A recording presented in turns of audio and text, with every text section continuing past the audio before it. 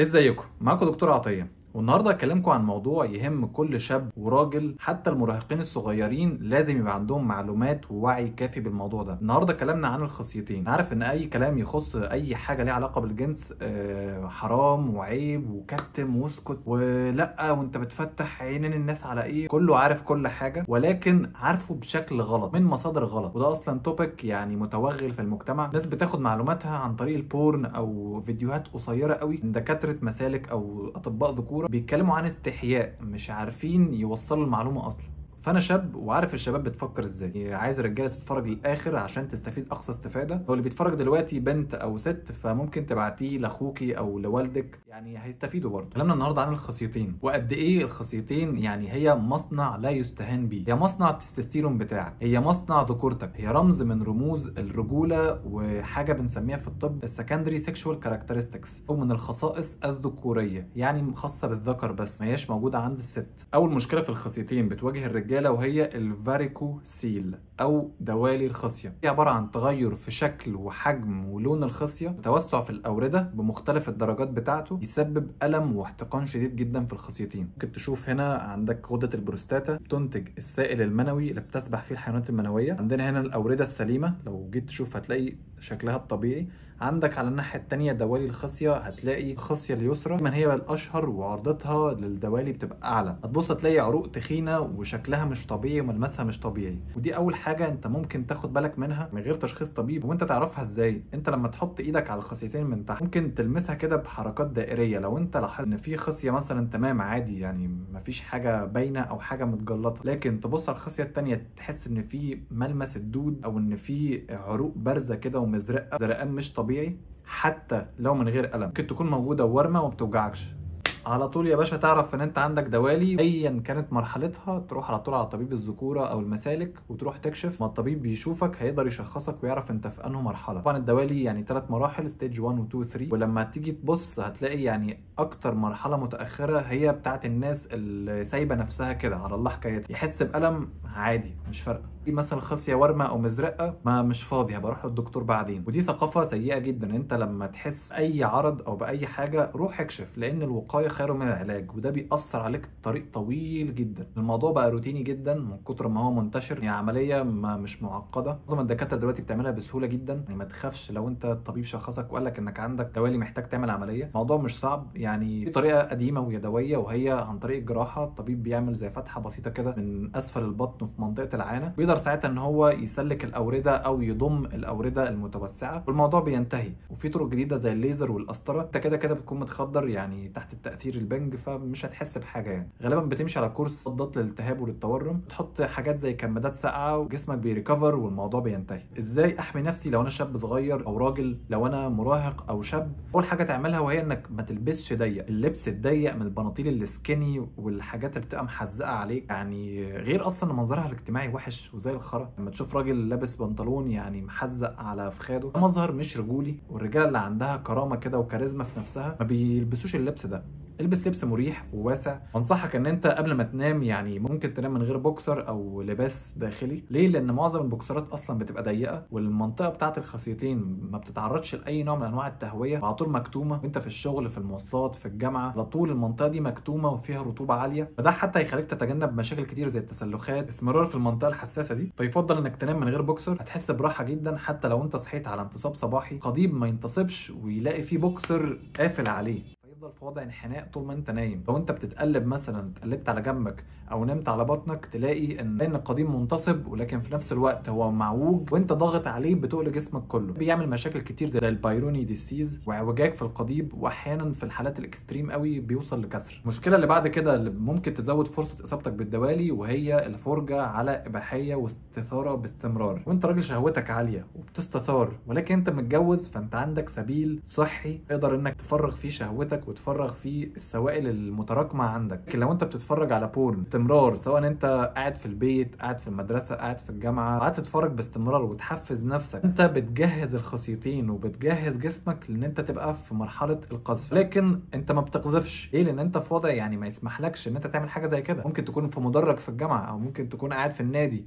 او قاعد في بيتك وسط اهلك. حاجه كمان وهي الصدمات والكدمات المباشره، درس سخيف جدا بنشوفه الشباب والرجاله بتعمله، وهي ان حد يشوط كوره هو منشن على الخصيتين، او شاب بيخبط حد تاني بالركبه على سبيل الهزار. دي حاجه هتاثر في مستقبلك كله، وممكن تعمل لك مشكله تؤدي بيك لعمليه. ممكن ياثر في خصوبتك مدى الحياه، ممكن يسبب لك كدمه او ورم في الخصيه ما تحسش بيه غير بعدها بشهر او 2، تروح تكشف من شده الالم عندك دوالي او ورم حميد موجود، وده بسبب الكدمات والصدمات المستمره. المره الجايه اللي حد يقرب فيهم من الجوهرتين انا عايزك تخلص عليه. انا مش عارف بصراحه الناس اللي بتهزر بالطريقه دي، او الراجل اللي بيسمح ان راجل تاني يهزر معاه بشكل زي ده. مش عارف انت كينونتك ايه بصراحه، يعني استرجل بقى شويه، استنضف صحابك يعني، وخد الموضوع بجديه شديده، لان ده مستقبلك وحياتك. النقطه اللي بعد كده وهي انك تنظف المنطقه بالكامل. نظف منطقه الخصيتين والمحيط بتاعها من الشعر، من الالتهابات، من البقع، التصبغات. استخدم كريمات التفتيح، استخدم بودره التلج، تسيبش بكتيريا وفطريات والجلد الميت. عايزك تجيب ليفه خاصه بالمكان ده بس، وتدعك وتشيل كل الجلد الميت والبكتيريا اللي موجوده في المكان ده. وفي شعر طبعا شيله كله سواء بكريم او بمكنه كهرباء. ما تحلق الشعر ده حتى بيبين القضيب حجمه اكبر، لان الشعر الكثيف في منطقه العانه بيغطي تقريبا على ثلث القضيب، خاصه المقدمه او اول جزء منه. انك هتحس ان المكان فريش، واحساس النظافه حلو بصراحه. لو عندك فطريات هات كريمات انتي فانجل، لو عندك بكتيريا هات انتي بكتيريال. الموضوع سهل يعني مش معقد، مش هتجيب برفيوم يعني للخصيتين، ولكن مهم ان ما يبقاش فيه روايح كريهه، او بوكسر بتاعك تبقى ريحته نفاذه قوي. احيانا بنطلونك بيلقط من الريحه دي، ولما بنطلونك بيلقط من الريحه دي انت بتبقى قاعد بتبقى ريحتك عرق، ريحتك معطنه كده يعني. انت ممكن ما تشمهاش بس اللي حواليك بيشموها وحاسين بيها، انت متعود على ريحتك كده. لكن اللي حواليك خاصه لو انت في اجتماع او في ميتنج مثلا، لما الناس اللي حواليك يلاحظوا ان في ريحه وحشه كده نفاذه، غالبا هتبقى ريحتك انت لانك مش مهتم بالمنطقه دي. انا مش عايز الناس تفكر اني ببالغ، لا، في ناس بيبقى عندهم الغدد تفرز روايح اعلى بكتير قوي من ناس تانية. زي ما قلنا الخصيتين هي مصنع للتستوستيرون، هي بتنتج لك التستوستيرون من 300 ل 1000 نانو جرام بر ديسيليتر، ده الرينج الطبيعي. يعني كطبيعه الانسان دايما طماع ودايما عايز اكتر. ففي مشكله بقت منتشره الفتره دي في الشباب الصغير، مش لعيبه كمال الاجسام بس، وهي تعاطي المنشطات او الانابوليك ستيرويدز. انت من الاخر لما تاخد التستوستيرون اللي جسمك بيفرزه لمده اسبوع او شهر، تاخده وتديه لجسمك في يوم عن طريق انبول او قرص، انت جسمك بيقول بس جسمك ذكي، يقول لك انت انا اتعب نفسي ليه واقعد اضخ دم الخصيتين واخش في عمليات حيويه عشان افرز حيوانات منويه وعشان اطلع تستوستيرون؟ يا باشا الراجل ده بيديني من بره اضعاف اللي انا بنتجه، اتعب نفسي ليه؟ ما هو كده بيديني جرعات عاليه. يحصل حاجه اسمها تستيكولار اتروفي او انكماش في الخصيتين. ومشكله انكماش الخصيتين، وهي ميزه وعيب برضه في نفس الوقت، انكماش الخصيتين في ناس بتقول لك والله ده بيبين القضيب حجمه اكبر، فده والله ادفانتج. لكن يعني انا ما ببصلهاش كده، انا ببص لها كدكتور صيدلي من ناحيه خصوبه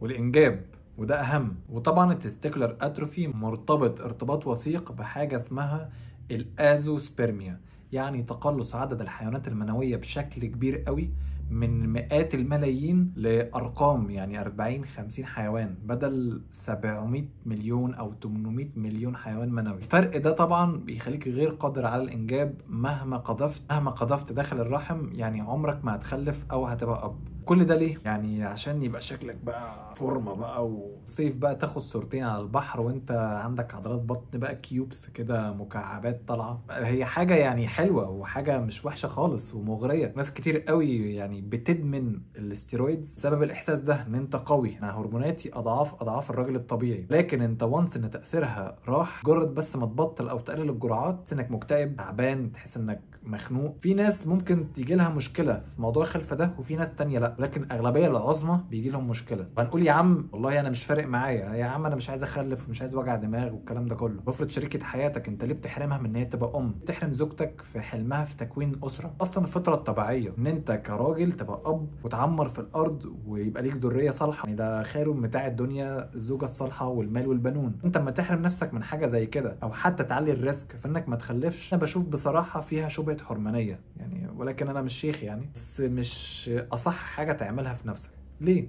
انت ممكن تعمل دايت، تلعب كارديو، تمرن 3-4 ايام في الاسبوع مثلا في الجيم، تعمل فورمه محترمه ويبقى عندك عروق ويبقى عندك 6 باكس. بس الموضوع محتاج صبر، محتاج وقت. كان انت هتعتمد على الادويه وهتعتمد على الهرمونات وعلى الحقن، يوصل بيك الحال زي ما قلنا في تشوهات الحيوانات المنويه، وعددها هيقل وحركتها هتقل ومستقبلك يعني يتدمر. تبقى راجل ناشف وقوي ومعضل وما حدش يقدر عليك، ولكن في نفس الوقت مش قادر تخلف.